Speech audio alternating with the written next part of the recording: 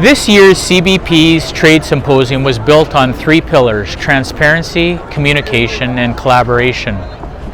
Both United States and Canadian customs are committed to health, safety, and security, and they recognize leveraging of technology and standardization of processes will support their cause in managing risk and facilitating legitimate trade. Yes, legitimate trade. But how do you do that when the United States trade volumes are exploding? Yes, greater than 200% growth. This past year alone, truck volume has increased by more than 74%, and air cargo by more than 134%.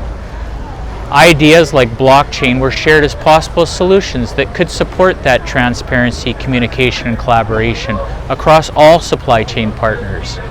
CBP, they're holding contests with significant cash rewards to support the best minds in assisting with their goal of managing risk and facilitating legitimate trade.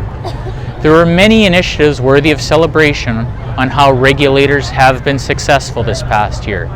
They've adapted streamlined web portals to support trade sanctions and disputes like those of Section 232 and 301. They've postured for a different e-commerce declaration process that plans to be trialed in the fourth quarter of 2019 to support the needs of other government agencies.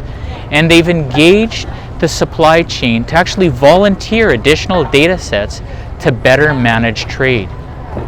Yet many anomalies, so many anomalies and inconsistencies continue to have an adverse impact on business.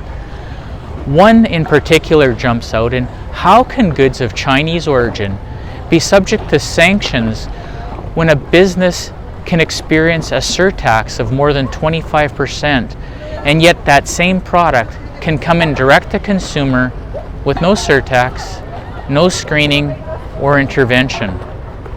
In closing, with truck and air volumes exceeding more than 200% growth and continuing to grow, the need for that standardized approach is overdue. And CBP's approach, using those pillars of transparency, communication, and collaboration, need to be that step in the right direction.